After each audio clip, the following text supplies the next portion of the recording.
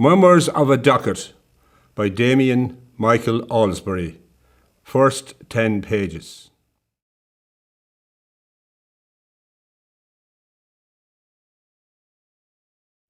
The moon is huge. A lane with dry stone walls leads to a picturesque thatched cottage nestled among the trees. Smoke billows from the chimney. 4 elderly, well-dressed men sit at a farmhouse table.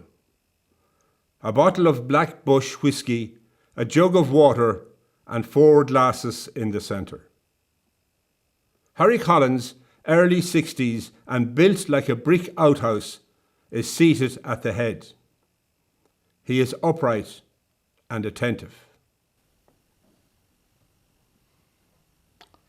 So, Harry, what have you to tell us?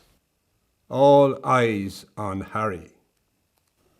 Another week, and our business with Dalton is done. 100% sure? I am. 3 men nod in approval. He's got to go. Dalton is the only one above ground who can hurt us. I'll make arrangements. Harry nervously tugs the top of his shirt, hoping for a look of approval from the 3 men. Nothing comes. It must be an outside job, Harry.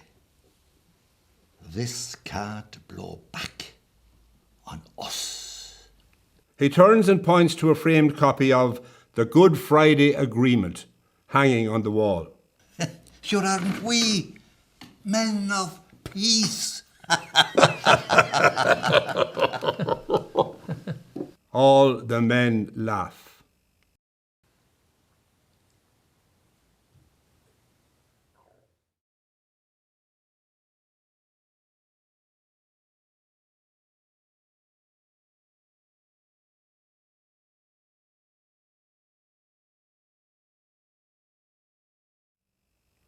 Clear blue sky, a reek of freshly cut turf, midges swarm overhead.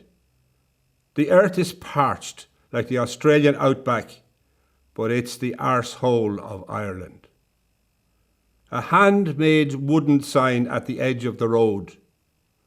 The Brits took our land in 1913. The European Union will not steal our land in 2013. A rusty pickup passes in the foreground.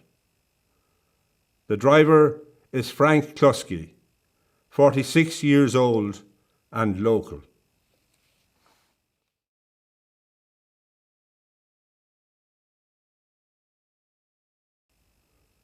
Frank looks fresh for his age, apart from a pair of jaded blue eyes.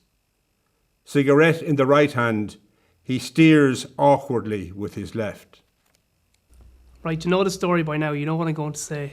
Yeah, I know. The most important game you ever play is the next one. You've been saying it every week since I was 10. Right. Now forget it, right? Forget I ever said it. Next Sunday is the most important game you will ever play. Frank waves to a man who is stacking turf in a field beside the road.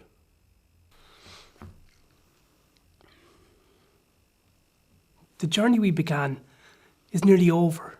Now look, right, I'm not saying it's the end, but when we started out, this is where we talked about being. We're here because of 8 years, blood, sweat and tears. The passenger is Frank's daughter, Jessie, a slim, athletic girl, 17 years old. She stares straight ahead, taking in every word. Jesus, 8 years. I don't know how much blood, sweat and tears I've got left at. You've enough. Frank scowls at Jessie. Anyway, what did I just say, okay? Forget the mantra. Were you listening? Yes, Dad, of course. Don't I always listen? They look at each other sternly and turn away. Both smile when the other is not looking. But why, after 8 years, do I forget the mantra? You said to live or die by the mantra. Jesus Christ, will you just do as you're told? I asked the questions and you come up with the answers, right? That's the way it is, and that's the way it's always been. They stare again at each other, but this time they laugh.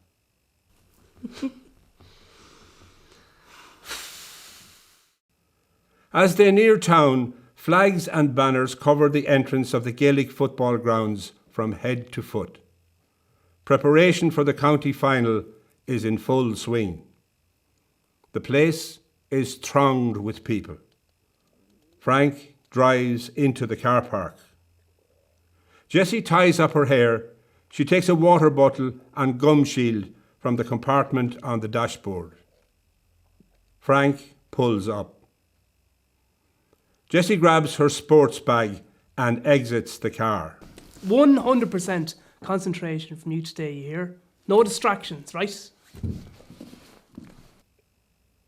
2 young, fit 20-year-old males pass by. Jessie winks at them. They like what they see. She turns around and winks at her father. Jessie rushes off to join her teammates and they walk towards the dressing room. Frank is stressed. Thump on the top of the car. A head appears through the window. A priest, middle-aged, hard-looking, with a boxer's nose. You would not fuck with this guy. I'll cut the bollocks off those two and hang them from the trees. What's the crack, Father?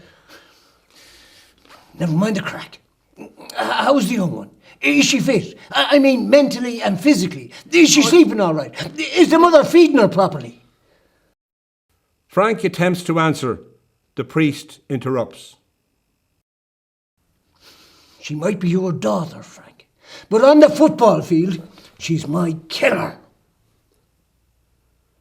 I want her mind on one thing and one thing only, and that's football. Do you get me? Oh, yeah, sure. I was just saying that to her in the car on the way over, Father. Good man yourself. Well done. Bang! The priest thumps the car and disappears off about his business. Frank takes a cigarette from his pocket, lights it, and inhales deeply.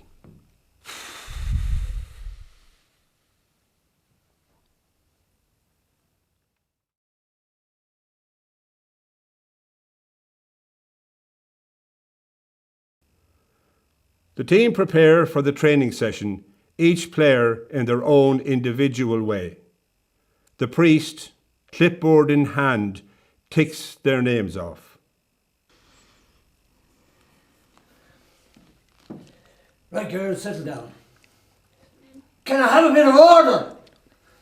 2 girls are chatting at the far end of the room. The priest fires a ball full force. It smashes off the wall just above their heads. Whack! The girls jump to attention. As I was saying, for the last 7 years, we have sat here a week before the county final. This year, we can make history. Our day of destiny has arrived. Not a sound in the room.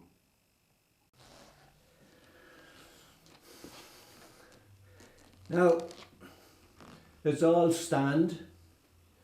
It's time for the prayer. All girls stand, arms around each other's waist, they form a circle. The priest stands by the door, arms folded. O Lord, grant us faith in our ability that we become one as a unit.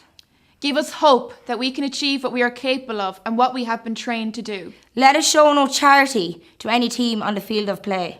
But let us show prudence and take our chances when they come. Grant us temperance, even when the referee has made a stupid decision. If we may get injured or hurt, shine your light on us so that justice will prevail. And if justice does not prevail, grant us fortitude to rip the head clean off any opposing player that may get in our way. We ask this through Christ our Lord. Amen. 18 heads bow angelically. The circle dissolves and the players file quietly out of the dressing room.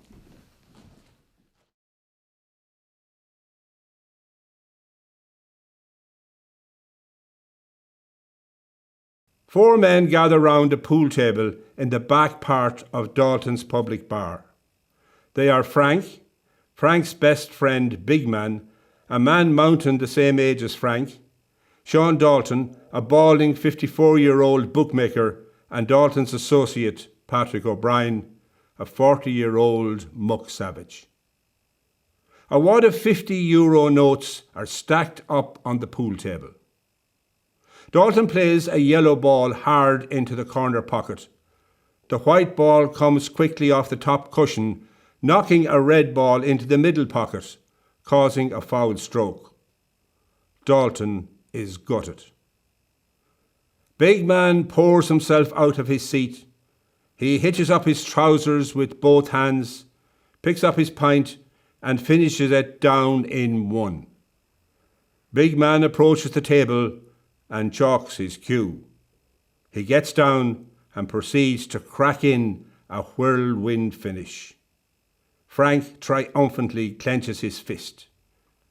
He walks to the table and picks up the wad of notes, folds them neatly and puts them in his back pocket. Big Man takes his cue apart while Frank mockingly bows at his feet. Yeah, well, I'd say if we were playing for real money, the big lad would shit his pants. Frank laughs. In a match, right?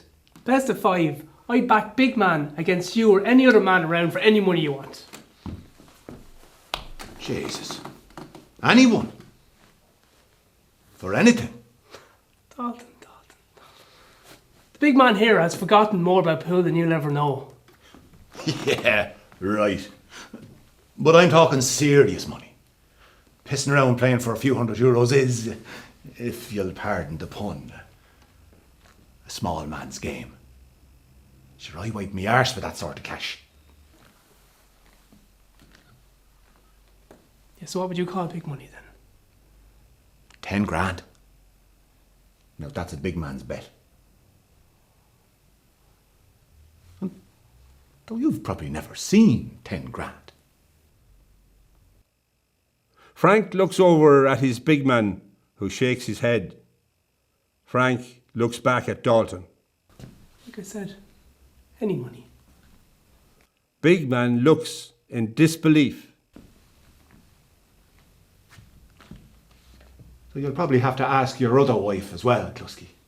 Frank freaks. Little man syndrome well and truly set in. Oh, fuck you, you muppet, you're on!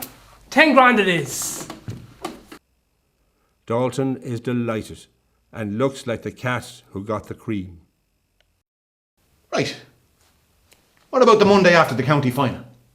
That's if you can scrounge up the money by then. Oh, the money is there and any day of the week is fine by me. Good. Oh. And that young fella of yours? He's into me for 8 grand. Worst gambler I ever seen. He's a kid, Dalton. What kind of a bookie lets a kid run up 8 grand? Law says he's old enough. Everything else is down to his own stupidity. And he'd want to be paying up his tab soon. Or the legs might have to be broken. Dalton rummages in his pocket and throws out a piece of paper. On the paper, a flyer, Celtic Souls MC Rally, Daltons of Kilgarvan, 25th of September. Those boys might even do it for free. Frank goes for Dalton. Big Man intervenes and sends Frank packing to the toilet.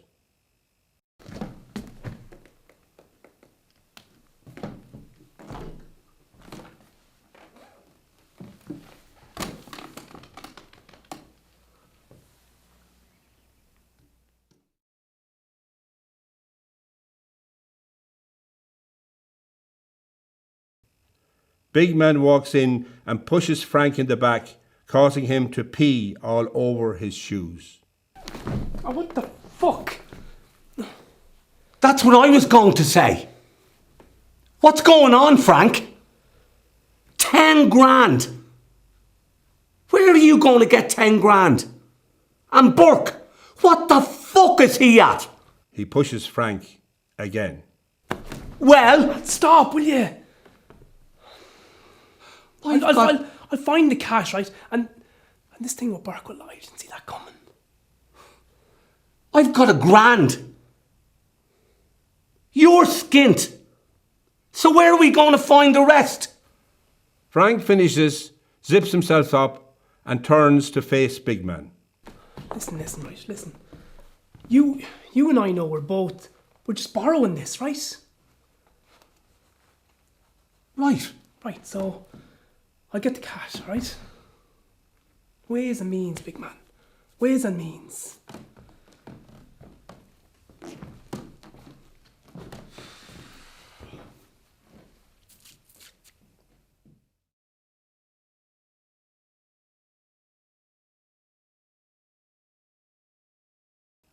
Frank sits in his car outside Dalton's pub. He glances in the rear-view mirror and sees 3 bikes pull up outside the pub entrance. The bikers, wearing dusty Celtic Souls MC patches, dismount and go inside. As Frank reverses the car, he spots Burke, his handsome, dark-skinned 19-year-old son, coming out of Dalton's bookmakers, tearing up a losing betting slip. Frank drives off in a rage.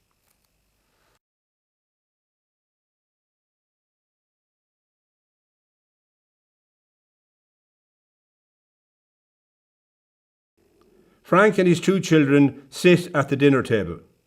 His wife, Erin, beautiful and 2 years his junior, is buzzing around fixing dinner. Jessie is busy on her phone. Erin serves dinner and sits down to eat with the rest of the family.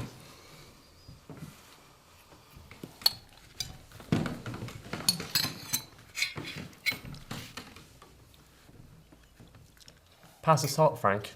Listen to Frank, shithead. Frank hands Burke the salt cellar. Burke winks. Thanks, Frank. Erin scowls at her son, who smiles and cheekily winks at his mother.